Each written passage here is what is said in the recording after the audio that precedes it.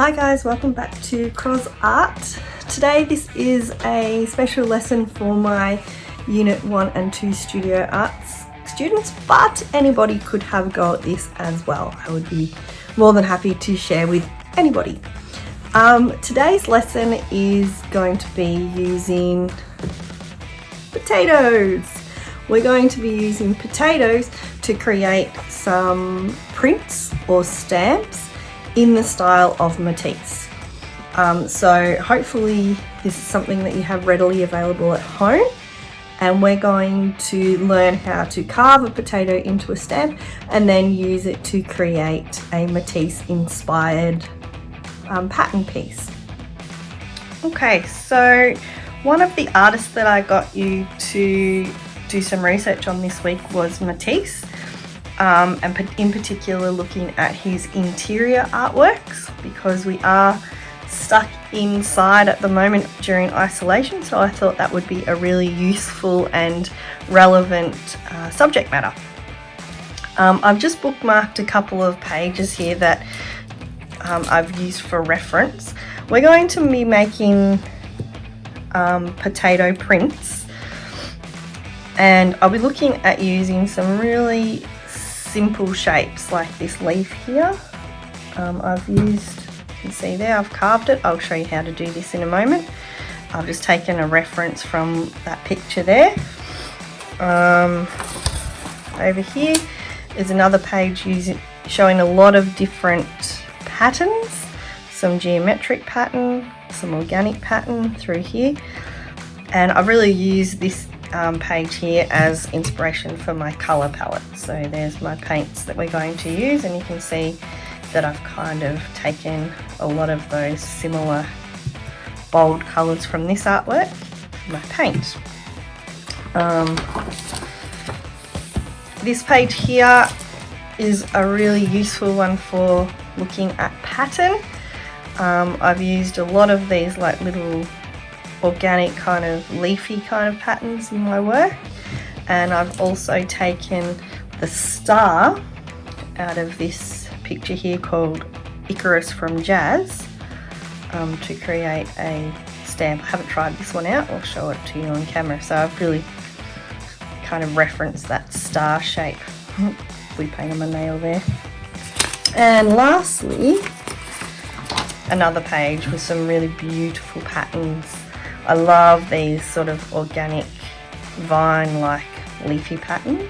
I had a go at making a few of those. These ones I've had a go at printing, okay. I'll show you what they look at in a minute. So you can see that one there kind of referenced here. This blue one kind of referenced over here. My own interpretation, and obviously we're carving this out of potatoes, so it's a little bit hard to get as much detail as Matisse did in his work, but it's a really fun and useful technique that you probably never done before, or if you have, you haven't done it in such a grown-up way. So I'm going to set up and show you how to create a potato print inspired by the work of Matisse. Okay guys, so these are the things that you're going to need for this project, and I want you to have a go at this. This is something that I'd really like to see in your visual diaries. You're going to need some potatoes. It doesn't matter what sort of potatoes they are. These are just ones that I had in the pantry. You're going to need a small, quite sharp pointy knife. Obviously we need to be very careful when using this, and helpful to have a pencil. So what we're going to try and do, if you have a look at this one, is we're going to be cutting out parts of the potato and leaving some raised up, which will form our stamp. So I'm going to have a go at creating one on camera for you. Now what I did to create these is I used a sharp pencil just to sort of score in my pattern. I'm going to go for another star. Straight lines are actually easier to do than curved, but it's a good challenge to try a curved one as well. So I'm just going to score into my potato a star shape inspired by Matisse's stars. It's a bit of a weird texture, so I don't know if you can see that very well, but I've sort of scratched into the surface. And now I'm going to use my sharp knife to cut out the negative space, so the space around the shape, to leave a stamp. Now, when you're doing this, obviously you need to be really careful because we're working with quite a sharp knife. What I like to do is kind of the edge, cut in from the edge first, and then run my knife down here and kind of take out sections like that. It takes a bit of practice, guys, and you need to be very slow and careful as you go. So I'm following my score marks to a point, doing that section first, and then you can see on the side how far I've cut down. So then I'm just going to slide my knife into there gently and pull out the sections.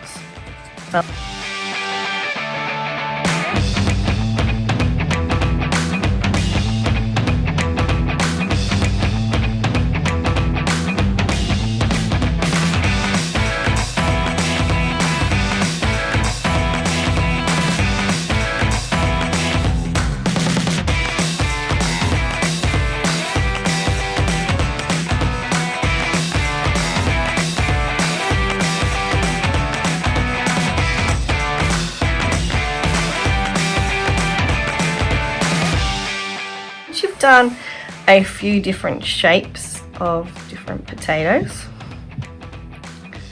I've cut some in half that way and then others in half that way, and it gives you like a longer shape, which created like this leaf here.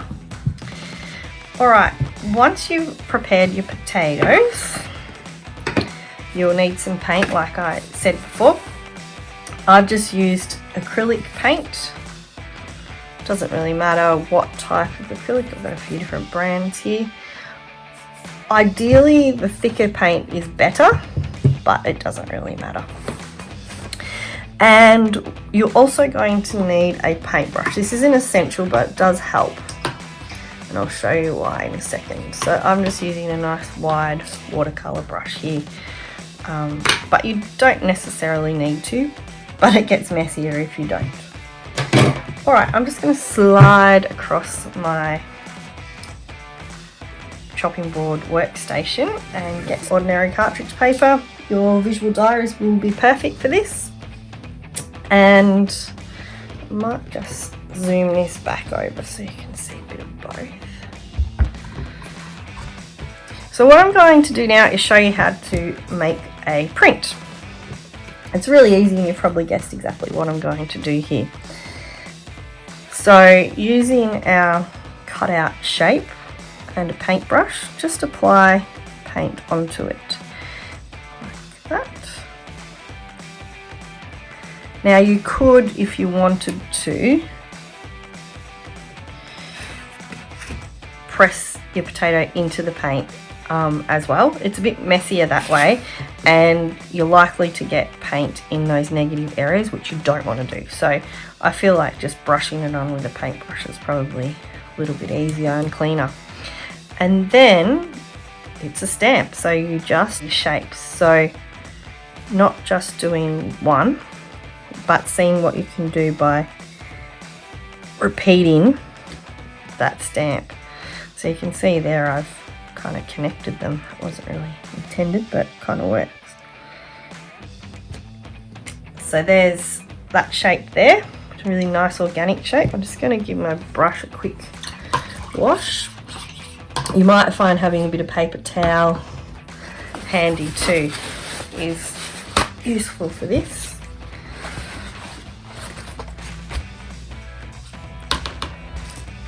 Now we're going to try our star that we just cut, Now, the starch in the potatoes, depending on what type of potatoes you're using, is quite wet. So what I would do is just dry it a little bit on a piece of paper towel, because then it's not going to be as watery when you put the paint onto it. And I'm going to do yellow. Again, I'm just going to paint onto the area that's raised up.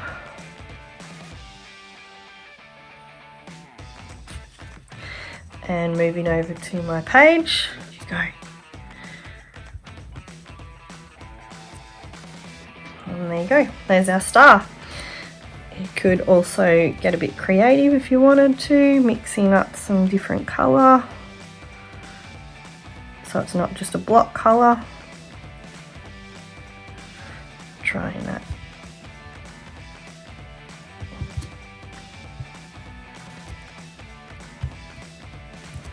And there you have it. I really like that one. So what I want you to have a go at is making some potato stamps, and then I want you to have a go at trialing these in your visual diary. And lastly, I want you to start creating a bit of a composition. So here's one I prepared earlier. I've always wanted to say that. And I've sort of started using those leaves as a bit more of a composition. I might put it onto time lapse and do another one. Now, the last thing I wanted to show you is these shapes here. These weren't done with potatoes. As you can see, they're quite large. Another way you can make a print is using foam sheets. So I got these at Officeworks in their craft section. Basically, they're just really thin foam. And what I've done is I've cut out a Matisse inspired shape. So I use that organic kind of plant coral kind of shape. And there it is there. And the exact same process as you used with your potatoes. Painting on your colour. Because it's foam, the paint seems to stick a little better. It's not so starchy and as wet as a potato. But again, you might not have access to this foam, but everyone should have spuds in their pantry or their fridge. Okay, so I've just painted that onto my foam and flipping it over and pressing it down just like a stamp.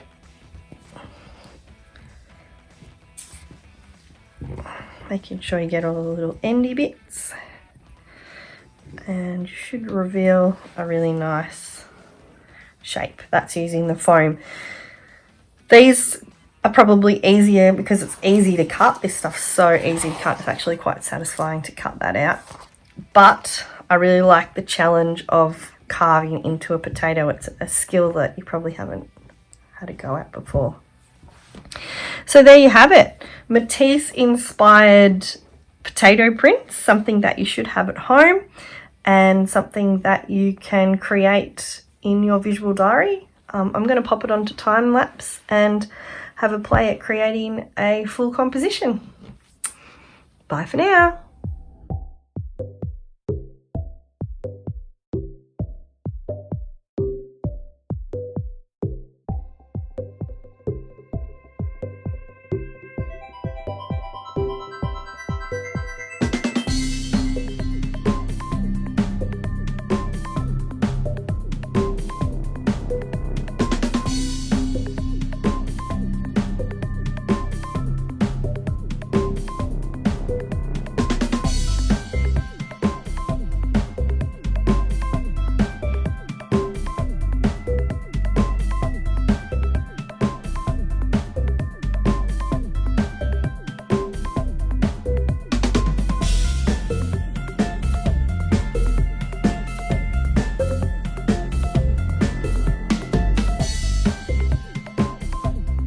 Hi guys, so you would have seen in my other video using the potato stamps to create a colourful composition inspired by Matisse. What I've done is I've given my potato stamps a quick wash under some cold water, got most of the paint off them, and now I'm going to have a quick try at using black and white, so using black paint and white paper. I'm going to do this because I was inspired by some of Matisse's black and white artworks. You can see here, just using really simple line and pattern, and obviously shape. So I'm going to make the most of my potato stamps. They won't last forever, they're going to eventually go yucky. So I'm going to try with some black paint and white watercolor paper. I decided to use a bit of watercolor paper. You might not have some, but if you do, you could try that because it's a bit more textured, so you might get a bit more of a texture on the surface.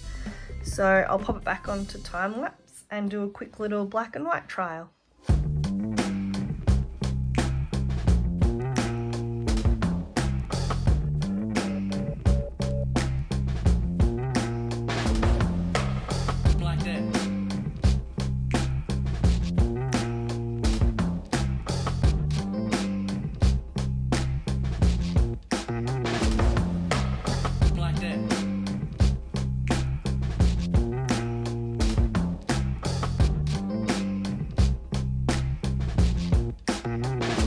This is my final artwork using the potato stamps.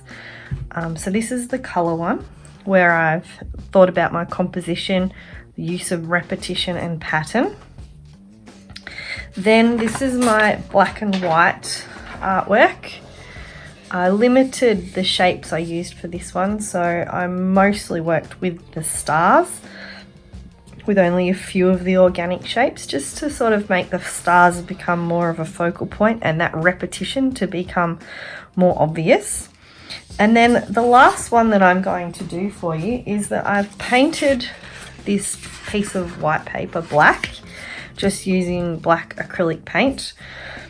You could even use black watercolor, black ink, something, or black paper if you had it. I didn't have any black paper. And what I've done is I have cut out all my little tiny trials that I showed you earlier. Spent some time cutting them all out. And what I'm going to do is create a collage on this black paper.